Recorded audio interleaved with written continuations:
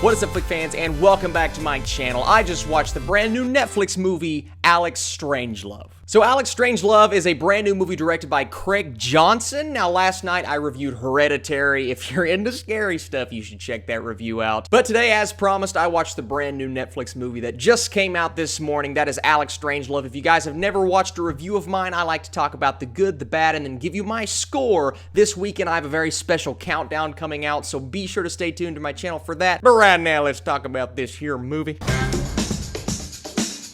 And I gotta be flat honest with you guys. Going into this film, I did not expect much because all year I've been watching these Netflix romantic / teen comedies, and I just don't really ever get anything out of them. There have been a couple that are okay, but nothing that's really blown me away. And then there have been a few I'm like, y'all just need to stop.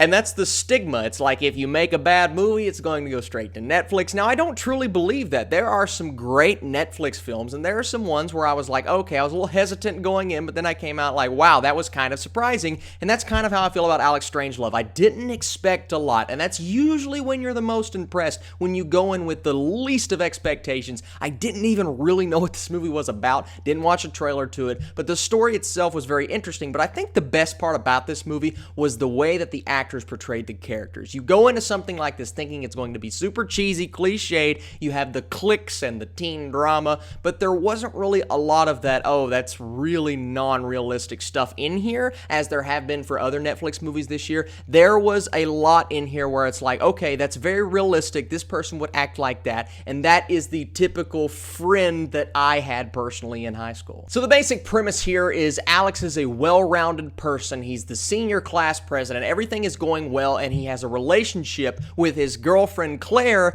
and then somebody comes along and kind of switches the whole thing up, and Alex starts to figure some stuff out. Now, that's not really the focus of the entire film. There are some things going on here and there with Alex and Claire's relationship. I love that stuff. And then Elliot comes along, and it just makes Alex kind of like, okay, am I really doing what I think is right, or am I doing what's necessary to me as a person? And this movie really just went in so many different directions that I didn't expect, and it didn't just give you Alex's perspective. That's something that I love from a movie called Love, Simon earlier this year. It wasn't just about Simon. It wasn't smacking you in the face with its themes and like, oh, you have to feel this way about these kind of people. It's like, okay, I don't like when movies do that. I don't like when they force feed you and make you feel like you have to feel a certain way for these characters. Alex Strangelove, just like Love, Simon, didn't do that. It gave you different perspectives from all of these characters, people that were against this kind of thing, people that were for this kind of thing. I like where it came from. It came from a more realistic point of view. It didn't care to slight certain kinds of people and kind of make backhanded comments. It's things that kids would do in high school, but then you come out at the end with this really good message, not just for Alex as a protagonist, but for all of these different characters, kind of accepting where they are in life and accepting where you are in high school, because it's a difficult thing to try to figure out not just your sexuality, but try to figure out, hey, where do I belong in high school? It gave his friends a little subplot, especially his best friend. I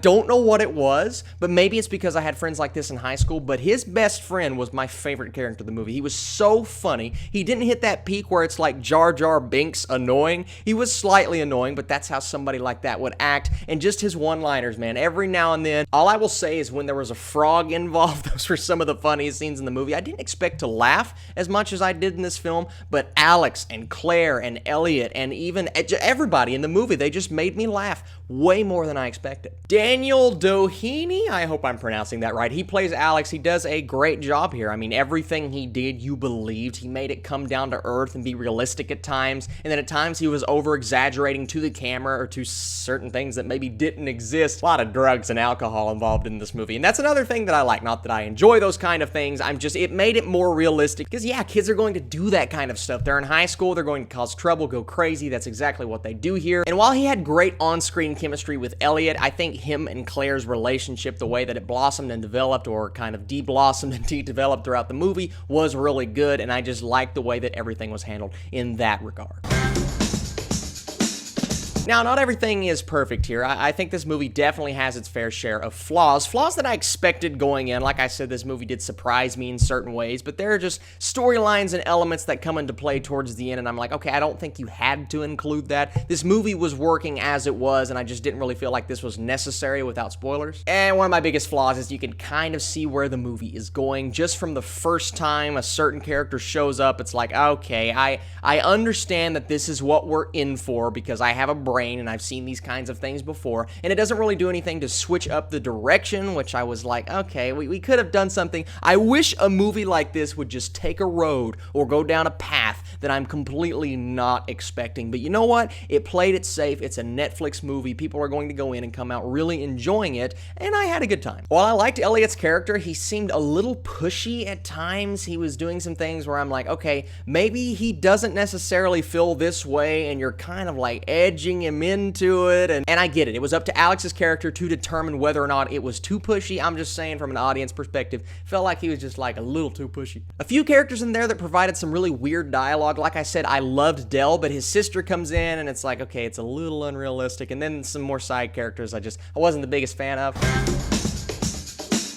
And yeah, the movie is predictable, a bit cliched. It goes down a path that we've seen before, and I don't think it's done as well as some other movies in this genre, but overall, I was actually kind of impressed with Alex Strangelove for not being this horrible mess that I expected it to be. It was on Netflix. I saw the poster. I'm like, all right, here we go. And you know what? By the end of the movie, I'm like, I actually had a pretty good time watching it. I thought the script was well done, and the biggest testament I can give is to the director. He directed this film very well. It had a good look to it. The film quality was good, and the actual script, while it was a bit predictable, I thought it was okay. And all of that being said, I'm going to give Alex Strangelove a 68%, a solid movie on Netflix, one of the better ones I've seen in the last month. Please go check it out if you haven't already, and stay tuned to my channel because I have a lot of exciting stuff coming out in the next few weeks, some special reviews, some countdowns, and just all kinds of amazing stuff. If you guys haven't checked out MovieBabbleReviews.com, be sure to go to that website and check out some amazing articles. Every now and then you might see my big head pop up. Today's comment spotlight comes to us from Epic the Dog. Says, hey man, I have been watching you for a while on Stardust. I'm glad I decided to check your channel out. Thank you so much for coming from Stardust to my YouTube channel. I am so happy to have you. If you guys have not checked out the Stardust app, be sure to do that. I'm reviewing movies on there every single day.